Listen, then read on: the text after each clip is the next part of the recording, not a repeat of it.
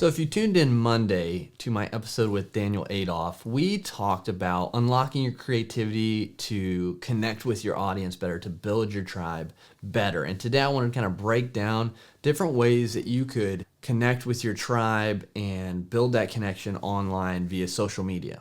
Since everyone has access to it, why not use it to build and grow your audience right there? So connecting with your audience on social media is a two-way street. Two-way communication has to be there. It's about building a relationship with them, engaging with them, having that communication line open, and establishing a sense of community. So I'm going to go through 5 ways that you can build that tribe, build that audience via your social media. And the first is better understanding the audience you're trying to reach. So if you're just starting out, or if you've been going about this for a little while now, if you haven't defined your target audience yet, maybe you need to take a step back and truly do that. Targeting your audience will allow you to speak their language easier. It'll allow you to understand their needs and wants, which will help you build the correct course or product for them. It will help you build that trust because you can tell stories that resonate with that audience. That's why it's super important to define that target audience.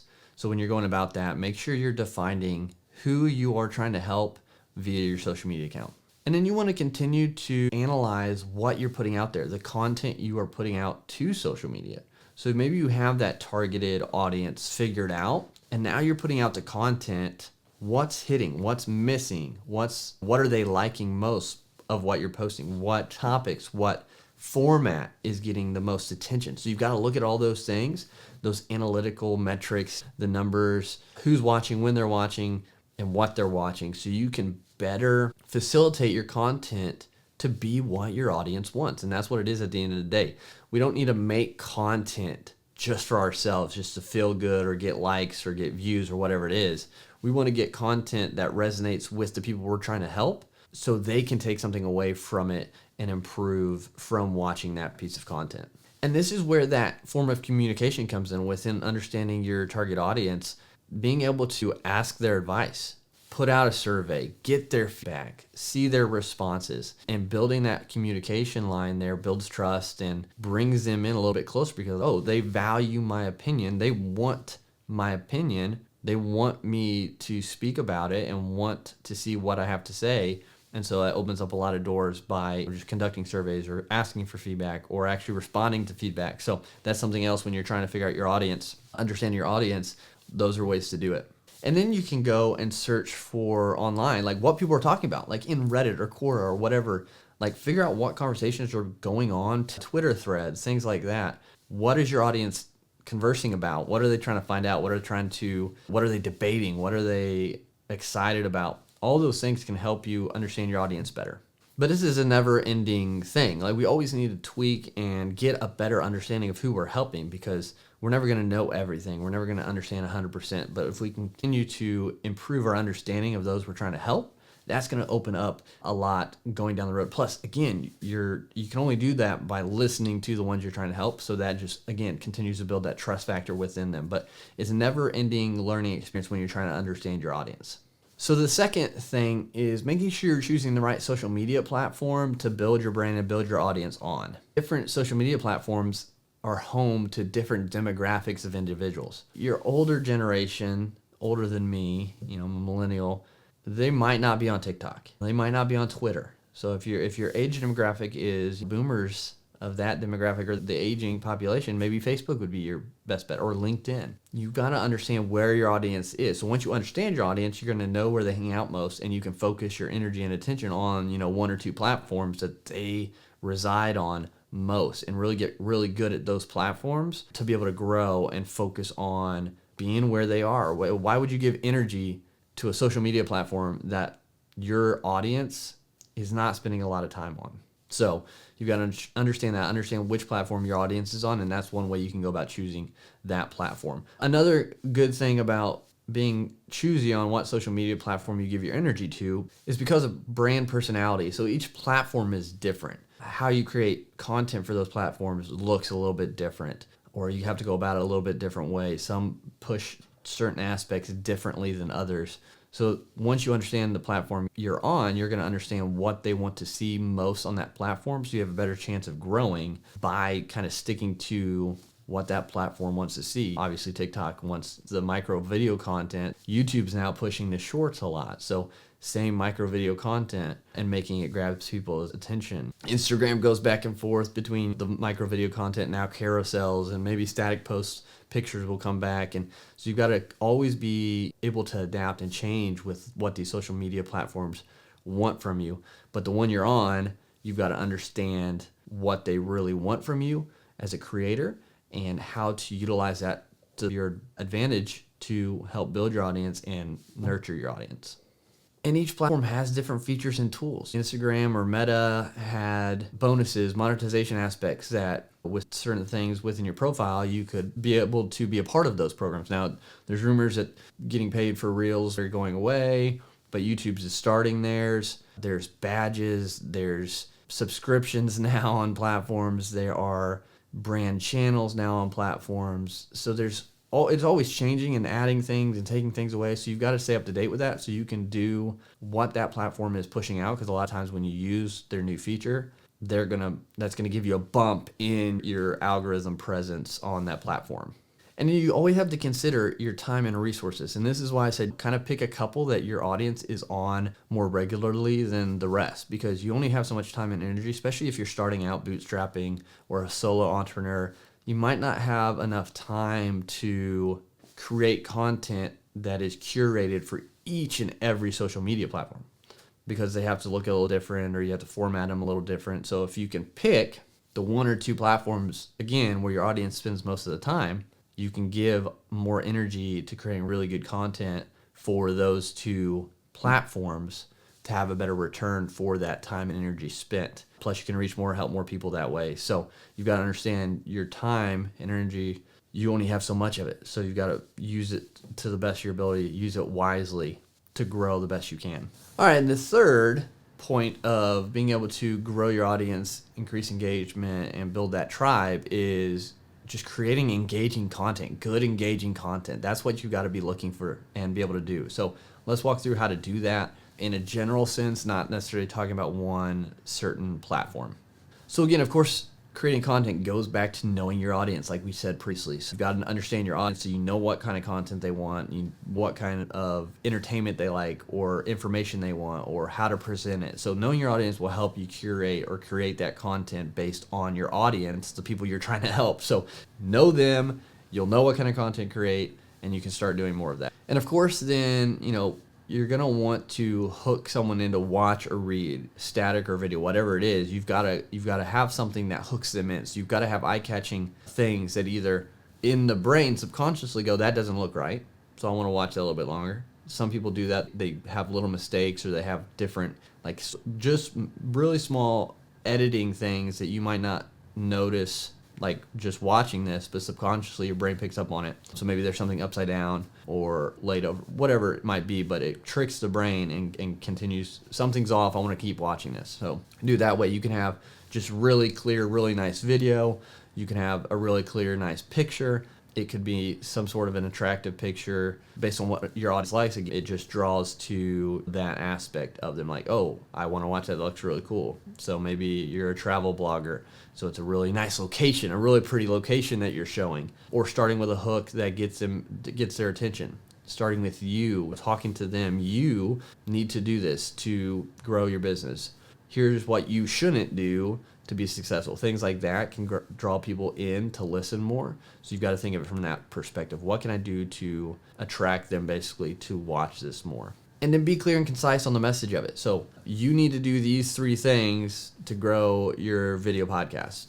And then be clear and concise through that piece of content. You can be high level if it's micro video, like a reel. You can put them on the screen and then, of course, direct them into the caption where they can get more value there. But just be clear and concise through the whole process.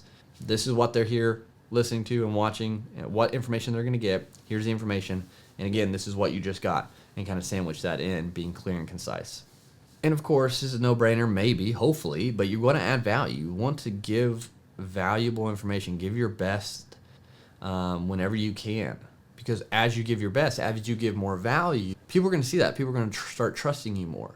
And they're going to want to come to you to figure things out. And that's just going to create simpler messages, simpler business, simpler sales, but just giving more, giving the best value you can. And then as you're building your audience, you also want to be building your brand, but you want to have consistency with that. You don't want to be the crazy person who dances all energetic over here in one video and then someone sitting behind a desk in another video. So it doesn't necessarily make sense. You want to have a consistent brand presence. So I'm not going to get up and do dances just to go viral or be seen. That's just not my personality. It's just not what I'm about. I'm just here to try to give value and help people grow their online brands through video podcasting like I did.